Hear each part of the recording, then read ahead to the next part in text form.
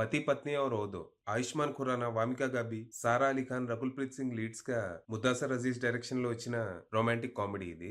ఈ cinema story ఏంటి, దీని మీద నా ఒపీనియన్ ఏంటనేది ఇప్పుడు తెలుసుకుందాం పదండి. ముందుగా ఈ సినిమా స్టోరీ ఏంటంటే, ఈ సినిమాలో మన హీరో ప్రజాపతి ఫారెస్ట్ ఆఫీసర్ గా పనిచేస్తూ ఉంటాడు. ఆఫీసర్ గా సమాజంలో మంచి రెస్పెక్ట్ తో పాటు ఇంట్లో అందమైన అర్థం చేసుకునే భార్యతో మనోడి లైఫ్ హ్యాపీగా సాగిపోతూ ఉంటది. అయితే ఓ రోజు తన కాలేజ్ ఫ్రెండ్ అయిన చంచల్ ఓ లైఫ్ థ్రెటనింగ్ ప్రాబ్లం తో మనోడి దగ్గరకు వస్తుంది. గజరాజ్ అనే ఓ లోకల్ ఎమ్మెల్యే తన పరువు కాపాడుకోవటానికి చంచల్ని చంపాలి అనుకుంటాడు. దాంతో ఈ ప్రమాదం నుంచి చంచల్ని బయటపడేయడానికి మన ప్రజాపతి తనకి బాయ్ ఫ్రెండ్ గా నటించడం మొదలు పెడతాడు. ప్రతిదీ తన భార్యతో షేర్ చేసుకునే తను ఓ కారణం వల్ల ఈ విషయాన్ని మాత్రం తన దగ్గర దాచిపెడతాడు. ఈ నిర్ణయం వల్ల తన జీవితం పూర్తిగా గందరగోళం అయిపోతుంది. లేనిపోని అక్రమ సంబంధాలు, ప్రమాదాలు తన మెడకి చుట్టుకోవడంతో పాటు రకరకాల నిందలు మోయాల్సి వస్తుంది. మరి ఈ పరిస్థితుల్లో మనోడు ఏం చేశాడు? చంచల్కి వచ్చిన ప్రాబ్లం ఏంటి?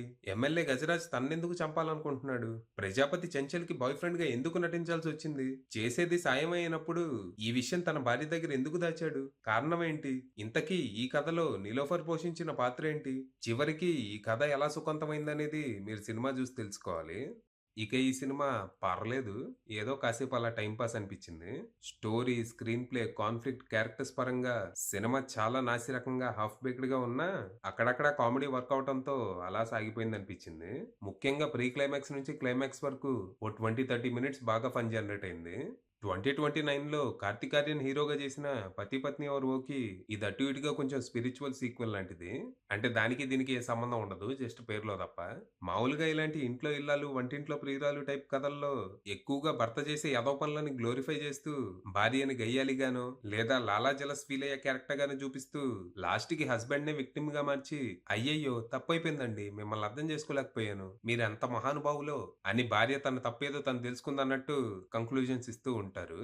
అయితే కాలానికి తగ్గట్టు మారాలి అన్నట్టు ఈసారి అలాంటి ప్రాబ్లమాటిక్ థీమ్స్ కి దూరంగా జస్ట్ కన్ఫ్యూజన్ అండ్ మిస్అండర్స్టాండింగ్ వల్ల భార్యాభర్తల మధ్య క్రియేట్ అయ్యే ఖేయాస్ గా దీన్ని తీర్చిదిద్దారు.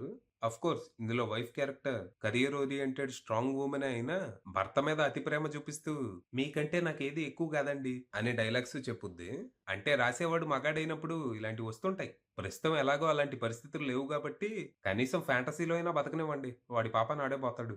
ఈ సినిమాలో చాలా క్రేజీ, కేయాటిక్, వైల్డ్ సిచ్యువేషన్స్ ఉంటాయి.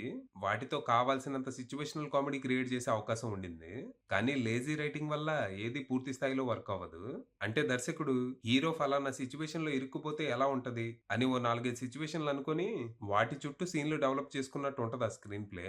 దీని వల్ల హీరో ఎదుర్కొనే ప్రాబ్లమ్స్ అన్ని కావాలని తనే క్రియేట్ చేసుకుని అందులో ఇరుక్కుపోయినట్టు అనిపిస్తూ ఉంటాయి.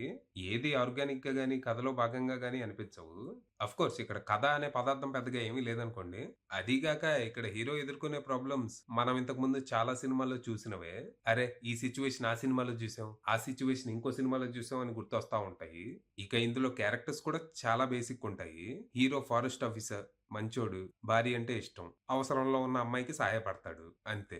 భార్య ఓ జర్నలిస్ట్, భర్త అంటే ఇష్టం అంతే. చంచల్ తనొక అనాథ, ఏదో ప్రాబ్లం వచ్చి హీరో దగ్గరికి సహాయానికి వస్తది అంతే. నిలోఫర్ కథలో కన్ఫ్యూజన్ క్రియేట్ చేయడానికి యాడ్ చేసిన ఇంకో ఫీమేల్ క్యారెక్టర్ అంతే. ఇలా అన్ని పైపైనే రాసుకున్నారు. ఏ క్యారెక్టర్ ని ఫ్లెష్ అవుట్ చేయరు, ఏ రెండు క్యారెక్టర్స్ మధ్య డైనమిక్స్ ని ఎక్స్ప్లోర్ చేయరు. భార్య అంటే భార్య, భర్త అంటే భర్త, ఫ్రెండ్ అంటే ఫ్రెండ్ అంతే. ఈ పాటికి అర్థమైపోయి ఉంటది ఈ సినిమాలో రైటింగ్ క్వాలిటీ ఏ రేంజ్ లో ఉందో. ఇక పర్ఫార్మెన్స్‌ల విషయానికొస్తే ప్రజాపతిగా ఆయుష్మాన్ ఖురానా పర్లేదనిపించాడు. స్టార్టింగ్ లో తన యాక్సెంట్ కొంచెం ఫోర్స్డ్ గా అనిపించినా తర్వాత తర్వాత ఓకే అనిపించింది.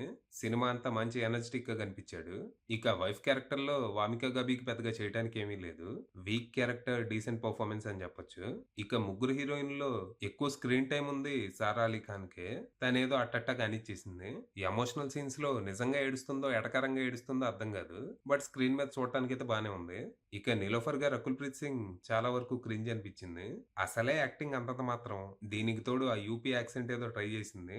చేయకుండా ఉండాల్సింది. వినటానికి చిరాకు దొబ్బింది. ఇక టెక్నికల్‌గా సినిమా పర్లేదు. ప్రొడక్షన్ వాల్యూస్, సినిమాటోగ్రఫీ లాంటివి డీసెంట్ ఉన్నాయి.